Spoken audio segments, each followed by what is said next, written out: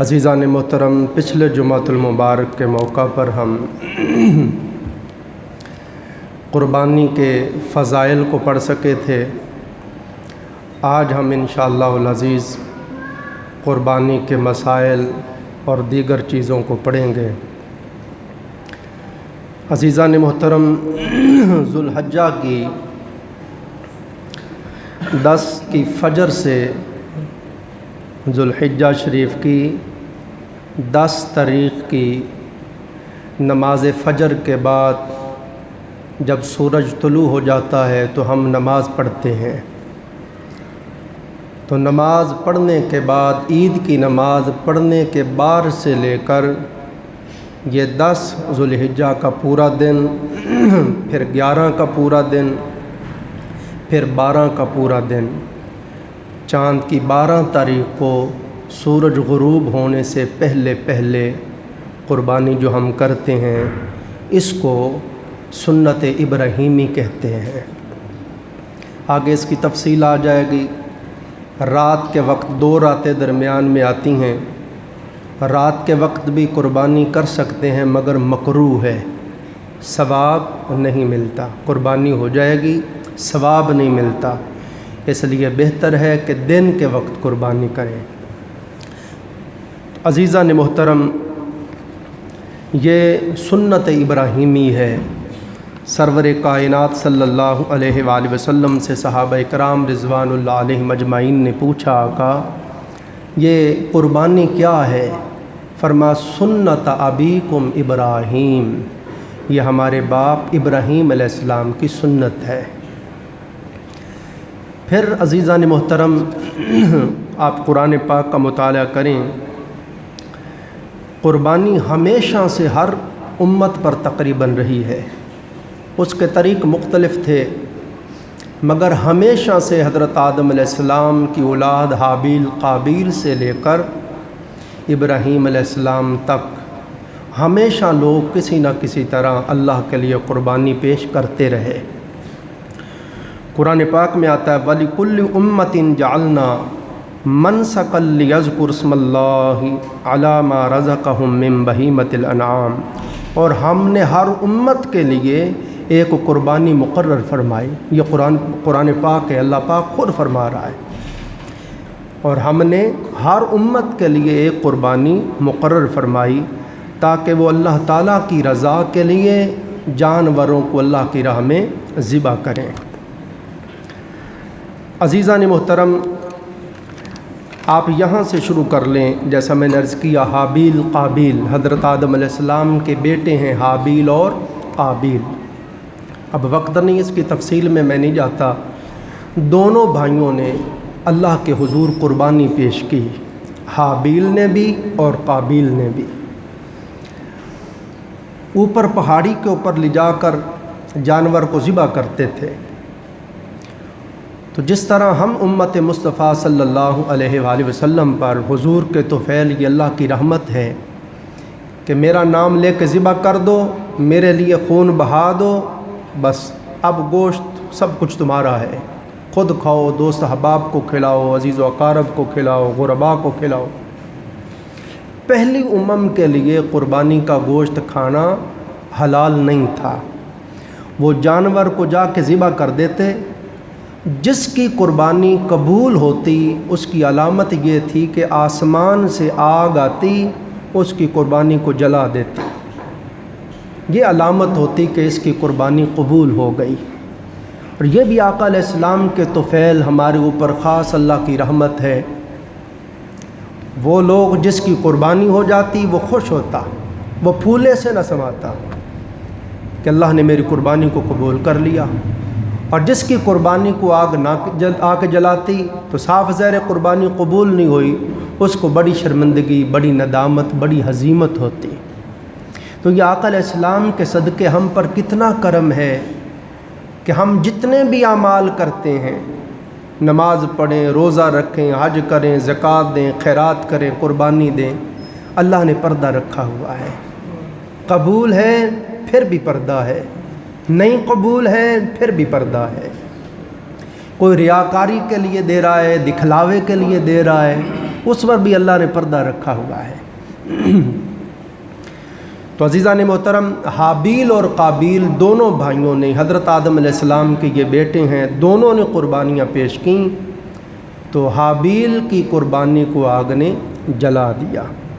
تو اب یہ دیکھیں یہاں سے قربانی کا سلسلہ شروع ہو گیا، حتیٰ کہ جناب حضرت ابراہیم علیہ السلام سرکار کو جب قوم نمرود نے آگ میں ڈالا اور اللہ رب العزت کے لطف و کرم سے آگ آپ کے لیے ٹھنڈی ہو گئی اور آگ نے آپ کو نہیں جلایا، تو نمرود نے جب یہ چیز دیکھی تو نمرود یہ کہنے لگا، نمرود بادشاہ جو کافر تھا، اس نے کہا ابراہیم علیہ السلام، میں نے آپ کے رب کی جو قدرت اور عظمت دیکھی ہے کہ آپ آگ میں گئے، ہم نے آپ کو آگ میں ڈالا اور اس نے آپ کو جلنے ہی نہیں دیا، اس نے آگ کو آپ کے لیے سلامتی والا بنا دیا اور ٹھنڈا بنا دیا، تو میں نے آپ کے رب کی جو قدرت اور عظمت دیکھی ہے، میں بھی آپ کے رب کے لیے قربانی پیش کرتا ہوں۔ حضرت ابراہیم علیہ السلام نے فرمایا، نمرود جب تک تو رب العالمین پر ایمان نہیں لاتا تب تک تیری قربانی قبول نہیں ہوگی۔ آپ نے اس کو مسئلہ بتا دیا، مگر اس نے پھر بھی 4000 گایوں کی قربانی اللہ کے لیے دی۔ تو یہ دیکھیں، حابیل کی قربانی بتائی، اب یہ نمرود جو کافر تھا اس کا بھی بتا رہا ہوں۔ تو علامہ ابن اسیر فرماتے ہیں، اس بات سے پتہ چلا کہ قربانی ہمیشہ سے رائج تھی، تو ہمیشہ سے لوگ قربانی تو کرتے رہے کسی نہ کسی طریق سے، مگر جب سیدنا ابراہیم علیہ السلام کا زمانہ آیا تو تاریخ نے ایک عجیب واقعہ دیکھا۔ عزیزان محترم، حضرت ابراہیم خلیل الرحمن علیہ السلام اللہ کے وہ جلیل القدر نبی ہیں، آپ جد الانبیاء ہیں، آپ انبیاء کے باپ ہیں، کئی انبیاء آپ کی ذریت اور اولاد سے ہوئے، حتیٰ کہ نبی آخر الزمان حضرت محمد صلی اللہ علیہ وآلہ وسلم بھی آپ کی ذریت اطرت اور اولاد سے ہوئے۔ آپ شیخ الانبیاء ہیں، انبیاء کے آپ شیخ ہیں، اور اللہ رب العزت کی مخلوق میں سب سے افضل مقام تاجدار کائنات صلی اللہ علیہ وآلہ وسلم کا ہے۔ آقا علیہ السلام کے بعد اگر کسی کا رتبہ، مقام، فضیلت، درجہ ہے تو وہ جناب حضرت ابراہیم علیہ السلام ہیں۔ حضرت ابراہیم علیہ السلام سے اللہ پاک نے جو بھی قربانی مانگی، وہ جان کی ہو، وہ مال کی ہو، وہ اولاد کی ہو، آپ نے ہر قربانی مسکرا کے پیش کی، اور آپ نے ہر حکم کے سامنے سر تسلیم خم کیا۔ جو بھی اللہ نے آپ سے آزمائش لی، آپ اللہ کے فضل سے ہر آزمائش پہ پورے اترے۔ آپ کو آگ میں ڈالا گیا، فرشتے آ کے کہہ رہے ہیں سرکار ہم آپ کی مدد کرتے ہیں، ہم آگ بجھا دیتے ہیں، ہم آگ کو اڑا دیتے ہیں، نمرودیوں کے لیے عذاب بنا دیتے ہیں۔ پانی کا فرشتہ کہتا ہے میں اتنی بارش برساؤں گا، بجھا دیتا ہوں۔ آپ فرماتے ہیں فرشتوں درمیان سے ہٹ جاؤ، یہ خلیل اور جلیل کا معاملہ ہے، اگر جلیل چاہتا ہے کہ خلیل جل جائے تو خلیل جلنے کے لیے تیار ہے۔ حضرت جبرائیل علیہ السلام اس وقت آئے ہیں جب آپ کو منجنیق سے آگ میں پھینک دیا گیا ہے، آپ فضا میں جا رہے ہیں، تو دوران فضا آپ جب جا رہے تھے فضا میں تو جبرائیل علیہ السلام آئے، انہوں نے آ کے سلام عرض کیا، عرض کی حضور کوئی حاجت ہو تو بتائیں۔ فرما تو کون ہے؟ عرض کی میں حضور سلطان الملائکہ فرشتہ وحی جبرائیل علیہ السلام ہوں، اور میں وہاں جاتا ہوں جہاں کوئی بھی نہیں جا سکتا۔ آپ حضور حکم فرمائیں، میں اپنا پر مار کے آگ کو بجھا دیتا ہوں۔ آپ نے فرمایا جبرائیل درمیان سے ہٹ جا، تجھ سے کوئی حاجت نہیں ہے۔ عرض کی حضور اگر مجھ سے حاجت نہیں ہے، جس سے حاجت ہے اس کے دربار میں ہی عرض کر دیں۔ فرمایا جبرائیل بتایا اسے جاتا ہے جسے پتہ نہ ہو، وہ تو جانتا ہے کہ خلیل جا رہا ہے، جانتا ہے وہ میرا رب جلیل کہ آگ میں پڑتا ہے اس کا خلیل۔ وہ جانتا ہے، جو جانتا ہے اسے بتانے کی ضرورت نہیں ہوتی۔ جیسے مولا کی معبود کی رضا ہے ویسے ہی اس کے خلیل کی رضا ہے۔ تو آپ دیکھیں، آپ کو آگ میں ڈالا گیا، آپ نے اللہ کی رضا پر راضی رہنے کی جب انتہا کر دی تو اللہ نے بھی کرم کی انتہا کر دی۔ فرمایا قلنا یا نار کونی بردم وسلاما علی ابراہیم، اور فرمایا اے آگ میرے ابراہیم کے لیے ٹھنڈی ہو جا اور سلامتی والی بن جا۔ پھر اللہ پاک نے حکم دیا اے ابراہیم میری رضا کے لیے اپنے اس دیس کو، وطن کو چھوڑ کر یہاں سے ہجرت کر جاؤ۔ تو آپ سب جانتے ہیں جہاں بندے کا بچپن گزرا ہو، لڑکپن گزرا ہو، جوانی گزری ہو، کس طرح بندے کا وہاں دل جمع ہوا ہوتا ہے، لگا ہوا ہوتا ہے، دوست ہوتے ہیں، احباب ہوتے ہیں، عزت و اقارب ہوتے ہیں، کاروبار ہوتا ہے، معاملات ہوتے ہیں۔ کتنی تکلیف ہوتی ہے جاتے ہوئے۔ آقا علیہ السلام مکہ پاک سے ہجرت فرما رہے ہیں تو تاجدار کائنات صلی اللہ علیہ وآلہ وسلم بار بار شہر مکہ کی طرف مڑ مڑ کے دیکھتے تھے آقا، اور آقا علیہ السلام رو کے فرما رہے تھے شہر مکہ میرا بچپن یہاں گزرا، میرا لڑکپن یہاں گزرا، میری جوانی یہاں گزری، میری زندگی کے 53 برس یہاں گزرے ہیں، میرے رب کا گھر کعبۃ اللہ یہاں ہے، صفا مروہ یہاں ہے، حجر اسود یہاں ہے، زمزم یہاں ہے، سینکڑوں انبیاء علیہ السلام کے مزارات یہاں ہیں، میرے آباء و اجداد یہاں ہیں، سب کچھ یہاں ہے۔ اے مکہ جانے کو جی تو نہیں کرتا مگر لوگوں نے مجبور کر دیا ہے۔ تو آقا علیہ السلام بھی رو کے جا رہے تھے۔ تو اللہ کی رضا کے لیے آپ نے اپنے دیس اور وطن کو چھوڑ دیا۔ پھر اللہ رب العزت نے فرمایا 80 سال کی عمر میں جا کے اولاد ملی ہے، بڑھاپے میں 80 سال بیت گئے، 90 سال روتے روتے دعائیں کرتے کرتے 90 سال کی عمر میں جا کے دعا قبول ہوئی، اللہ نے اولاد دی ہے۔ آپ بڑھاپے کی اولاد آپ جانتے کتنی پیاری ہوتی ہے۔ آپ جب اسماعیل علیہ السلام چلنے پھرنے کے قابل ہوئے تو آپ دیکھتے، آپ کی خوشی کی انتہا نہ ہوتی۔ اب اللہ نے فرمایا جب پیدا ہوئے ابھی چھوٹے بچے تھے تو حکم ہوا کہ اے میرے پیارے ابراہیم اپنی اس بیوی کو بھی اور اپنے اس بیٹے کو بھی، دونوں کو یہاں سے دور چھوڑ آؤ جہاں کعبۃ اللہ ہے، وادی غیر ذی زرع، فرما اس مقام پہ چھوڑ آؤ۔ اب دیکھیں بیوی بچے کو، چھوٹا سا بچہ دودھ پیتا بچہ ہے، اس کو چھوڑ کے آنا، اور عورت جو صنف نازک ہے اس کو چھوڑ کے آنا کوئی آسان کام ہے؟ مگر اللہ کی رضا کے لیے بیوی بھی کو بھی چھوڑ آئے اور بچے کو بھی چھوڑ آئے۔ پھر حکم ہوا جب اسماعیل علیہ السلام چلنے پھرنے کے قابل ہوئے، فرمایا اس کو ذبح کر دو۔ تب وقت نہیں تفصیل میں جاؤں، انشاءاللہ اس کو ہم پڑھیں گے جمعے پہ۔ تو آقا علیہ السلام کے جد امجد ابراہیم علیہ السلام نے اپنے بیٹے کو اللہ کی رضا اور خوشنودی کے لیے رسی سے باندھ کے لٹا دیا، اور آپ نے چھری چلا دی۔ آپ نے تو چھری چلا دی، آگے رب کی مرضی، اور اسماعیل علیہ السلام کے بھی قربان جائیں۔ صرف آپ کی ہی یہ فضیلت بیان نہ کریں، بیٹے کی بھی فضیلت بیان کریں۔ باپ بھی نبی ہے، بیٹا بھی نبی ہے۔ اگر باپ بیٹا قربان کرنے کے لیے تیار ہے تو بیٹا بھی قربان ہونے کے لیے تیار ہے۔ آپ فرماتے ہیں یا بنی انی ارا فی المنام انی اذبحک فانظر ماذا تری، اے میرے بیٹے میں نے دیکھا ہے کہ میں تجھے اللہ کے لیے ذبح کر رہا ہوں، اب بتا تیری کیا رضا ہے۔ مفسرین فرماتے ہیں اگر حضرت اسماعیل علیہ السلام انکار کر دیتے تو کیا ابراہیم علیہ السلام بیٹے کو ذبح نہ کرتے؟ کہتے ہیں پھر بھی ذبح کرتے۔ اگر اسماعیل علیہ السلام انکار کر دیتے پھر بھی ذبح کرتے، مگر سوال یہ ہے کہ آپ نے بیٹے سے کیوں پوچھا؟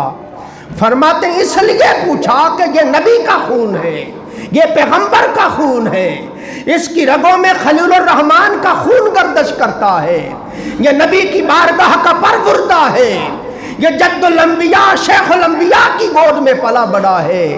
دیکھو تو صحیح میری تربیت اور صحبت کا اثر بھی ہوا ہے یا نہیں، میرے خون کا کوئی رنگ بھی ہے یا نہیں۔ تو جب پوچھا تو آگے سے حضرت اسماعیل علیہ السلام عرض کرتے ہیں یا ابت افعل ما تؤمر ستجدنی انشاءاللہ من الصابرین، بابا جان اللہ پاک نے جس کام کا آپ کو حکم دیا ہے آپ کر دیں، رہی میری بات بڑا بول نہیں بولتا، اگر اللہ نے چاہا تو انشاءاللہ آپ مجھے صبر کرنے والوں میں سے پائیں گے، اللہ نے اگر چاہا۔ دیکھیں پیغمبروں کی زندگیاں پڑھا کریں، پیغمبر کے ہر عمل کے اندر اللہ رب العزت کی رضا ہوتی ہے، پیغمبر ہر معاملے میں اللہ کے سوا کہیں اور نہیں دیکھتا۔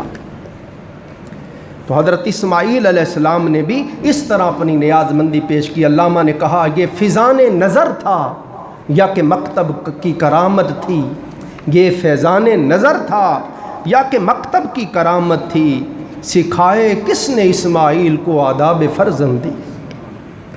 تو عزیزان محترم، اللہ رب العزت نے حضرت ابراہیم علیہ السلام نے اسماعیل علیہ السلام کو لٹا دیا، اپنی آنکھوں پہ پٹی باندھ دی، بیٹے کو رسیوں سے باندھ دیا، آپ نے چھری چلا دی، مگر چھری نے نہیں کاٹا، دوبارہ پھر چھری زور سے چلائی، چھری نے نہیں کاٹا۔ اللہ رب العزت کی طرف سے درمیان میں کوئی چیز حائل کر دی گئی۔ ابراہیم علیہ السلام نے پٹی اتاری اور غصے سے چھری کو پتھر پہ مارا، چھری نے پتھر کو 2 ٹکڑے کر دیا۔ آپ نے فرمایا اے چھری، اتنے سخت پتھر کو 2 کر دیا ہے اور میرے اسماعیل کی گردن تو پھول کی پتیوں سے بھی نرم و نازک ہے، اس کو کیوں نہیں کاٹتی ہے؟ چھری نے عرض کی، کلام کی آپ سے مفسرین فرماتے ہیں، چھری نے عرض کی حضور مجھے یہ بتائیں جب آپ کو آگ میں ڈالا گیا تھا تو آگ نے آپ کو کیوں نہیں جلایا؟ آپ نے فرمایا اس لیے نہیں جلایا کہ اللہ کا آرڈر آیا تھا، اے آگ میرے ابراہیم کو جلانا نہیں ہے، میرے ابراہیم کے لیے ٹھنڈی ہو جا، سلامتی والی بن جا۔ چھری نے عرض کی حضور اللہ نے آگ کو تو صرف 1 بار فرمایا تھا، ابراہیم کو جلانا نہیں، مجھے 70 بار فرمایا ہے اسماعیل کو کاٹنا نہیں ہے۔ آپ نے فرمایا جب میرا بیٹا ذبح ہونے کے لیے تیار ہے، میں ذبح کرنے کے لیے تیار ہوں، تو کیوں ذبح نہیں کرتی؟ پھر آپ نے اپنی آنکھوں پہ پٹی باندھی اور پھر چھری رکھنے ہی لگے۔ اللہ پاک نے جبرائیل سے فرمایا جبرائیل جنت سے مینڈا لے لے، اور ابراہیم کا ہاتھ گردن پر آنے سے پہلے، آج ابراہیم ذبح کیے بغیر نہیں رکے گا، گردن پر آنے سے پہلے جنت سے مینڈا لے جا اور اسماعیل کو نیچے سے نکال لے اور اس مینڈے کو نیچے لٹا دے۔ بس مینڈا نیچے لٹا دیا گیا، ابراہیم علیہ السلام نے چھری چلائی، چھری چل گئی، گرم گرم خون ہاتھ کو لگا، آپ خوش ہو گئے، میں اللہ کے حکم کی تعمیل میں کامیاب ہو گیا۔ جب اپنی آنکھ سے پٹی اتاری تو دیکھا سامنے اسماعیل علیہ السلام مسکرا رہے تھے۔ اللہ رب العزت نے قرآن پاک بیان کرتا ہے، اللہ رب العزت نے پھر فرمایا وَنَادَيْنَاهُ أَن يَا إِبْرَاهِيمُ، اللہ نے ندا دی، پکارا اے ابراہیم قد صدقت الرؤیا، اور تو نے خواب کو سچ کر دکھایا۔ انا کذالک نجزی المحسنین، ہم مخلصین کو، نیکی کرنے والوں کو ایسے ہی صلہ دیتے ہیں۔ اور اللہ رب العزت نے فرمایا ان ھذا لہو البلاء المبین، بے شک یہ ایک واضح آزمائش تھی، اور وفدیناہ بذبح عظیم، ہم نے ایک عظیم ذبیحہ ان کے فدیے میں دے کر انہیں بچا لیا۔ وترکنا علیہ فی الآخرین، اور ہم نے ان کا ذکر ہی خیر آنے والوں کے لیے ہمیشہ ہمیشہ کے لیے اس کو چھوڑ دیا۔ تو عزیزان محترم، پہلے قربانی لوگ کسی نہ کسی طریقے سے کرتے رہے، مگر ابراہیم علیہ السلام نے اپنے بیٹے کی قربانی اس طرح پیش کی اور اللہ نے فدیہ دے کے اسماعیل کو بچا لیا، تو اللہ نے اس قربانی کو ہمیشہ ہمیشہ کے لیے زندہ رکھ دیا۔ اور آقا علیہ الصلوۃ والسلام کی امت، یہ ہم جو ہیں ملت ابراہیمی پر ہیں، ملت ابراہیم حنیفہ، ہم ملت ابراہیمی پر ہیں۔ تو ابراہیم علیہ السلام کی ملت پر ہم ہیں۔ ابراہیم علیہ السلام نماز پڑھتے تھے، ہمیں بھی آرڈر ہوا نماز پڑھو۔ آپ نے حج کیا، ہمیں آرڈر ہوا، ہم بھی حج کرتے ہیں۔ ابراہیم علیہ السلام نے جیسے قربانی پیش کی، ہمیں آرڈر ہوا تم بھی قربانی پیش کرو۔ جیسے آپ نے اپنی مونچھوں کو پست کیا، ہم بھی ویسے پست کرتے ہیں۔ جیسے آپ نے داڑھی مبارک رکھی، ہم بھی داڑھی مبارک رکھتے ہیں۔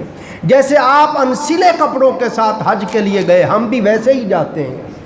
تو ابراہیم علیہ السلام کی اس قربانی کے بعد ہمیشہ ہمیشہ کے لیے اس قربانی کو اللہ پاک نے زندہ کر دیا۔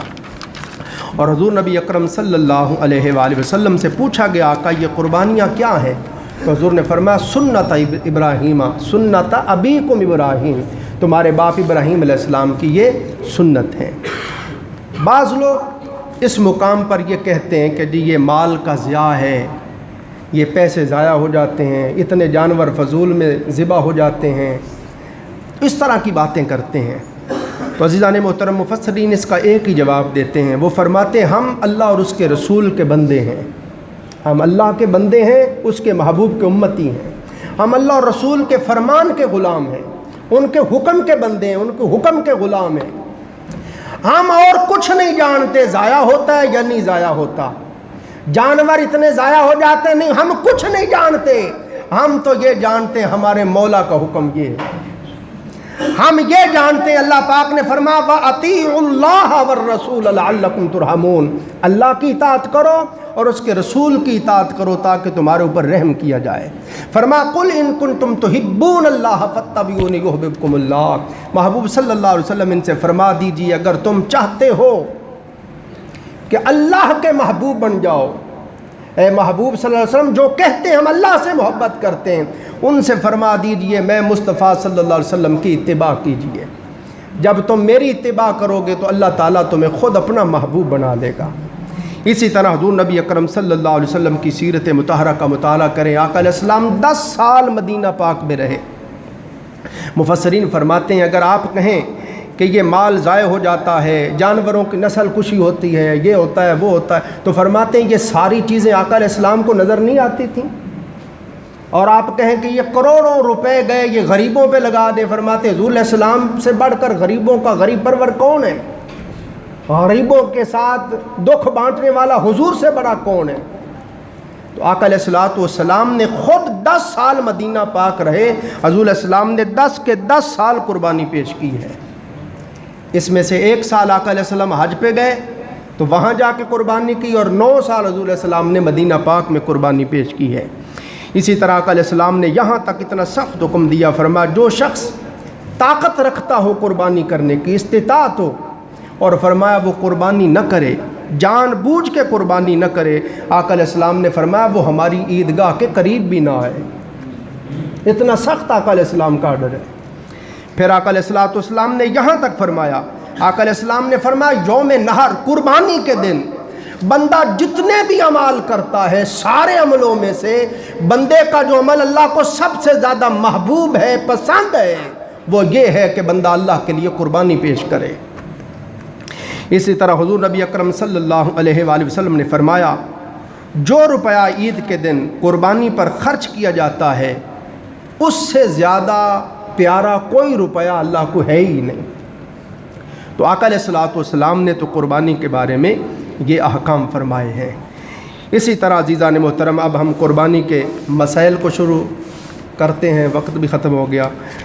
ذہن میں رکھیں قربانی اس شخص پر ہے جو مسلمان ہو اور مقیم ہو، مسلمان ہو اور اپنے گھر میں مقیم ہو، مسافر نہ ہو۔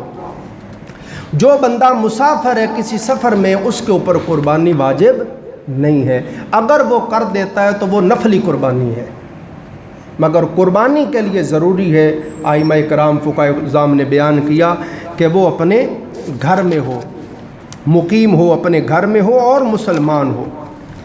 اور اس کے بعد عزیزان محترم قربانی کی شرائط میں سے یہ ہے کہ سب سے پہلے وہ مسلمان ہو، کافر نہ ہو۔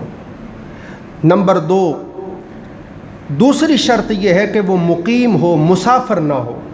مسافر اگر قربانی کر دے تو اس کی قربانی نفلی ہوگی، ثواب ملے گا، مگر اس پر واجب نہیں ہے۔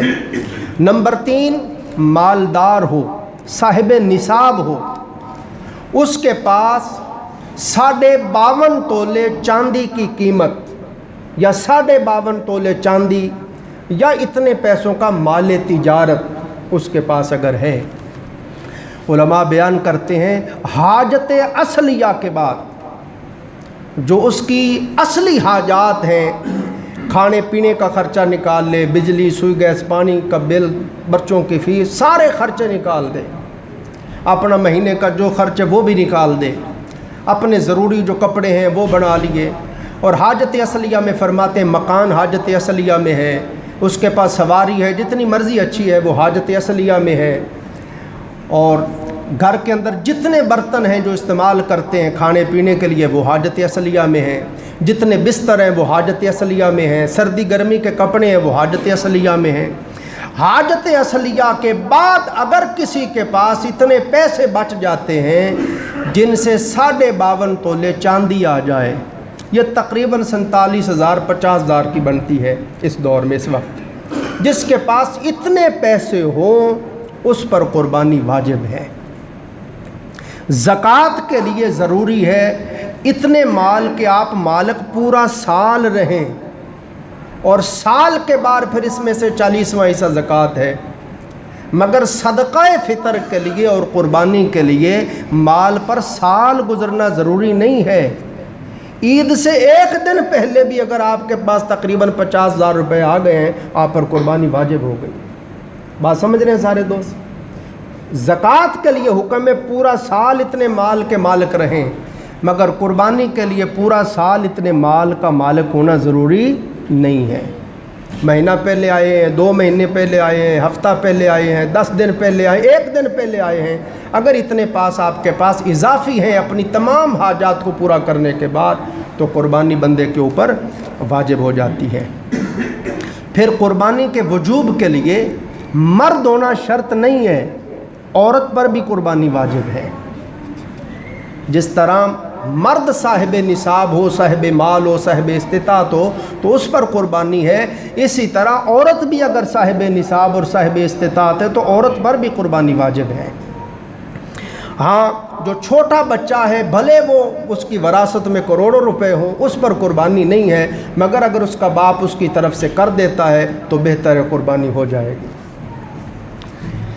اسی طرح قربانی کے لیے جب بندہ قربانی کرے تو کئی بڑے مالدار لوگ ہوتے ہیں وہ گھر سے پوچھنے کی بھی زحمت نہیں کرتے، سارے گھر والوں کے لیے سارے گھر والوں کی طرف سے جانور لے آئے، ساروں کی طرف سے ایک ایک بکرا لے آئے، یا سب 6-7 گھر افراد کے ہیں تو ساروں کی طرف سے ایک گائے لے آئے، تو ان کو بتایا نہیں، ان سے اجازت نہیں لی، تو علماء فرماتے ہیں اس طرح قربانی نہیں ہوتی۔ آپ جس کی طرف سے قربانی کر رہے ہیں اس سے اجازت لیں، اس کو بتلائیں، اس کو اطلاع دیں، بیوی کی طرف سے کر رہے ہیں، جس بچے کی طرف سے کر رہے ہیں اس کو بتائیں کہ تیری طرف سے اب ہم اس سال قربانی کر رہے ہیں، اجازت ہے آپ کی طرف سے، خوش ہیں آپ کو، ان کو اطلاع دے کے قربانی کریں۔ بغیر بتائے اگر قربانی کریں تو علماء فرماتے ہیں اس طرح سے قربانی نہیں ہوتی۔ اب دوستو وقت ختم ہو گیا، بڑے ضروری مسائل ہیں، انشاءاللہ ان کو ہم اگلے جمعے پھر پڑھیں گے۔ اللہ تعالی ہم سب کو سمجھنے اور عمل کرنے کی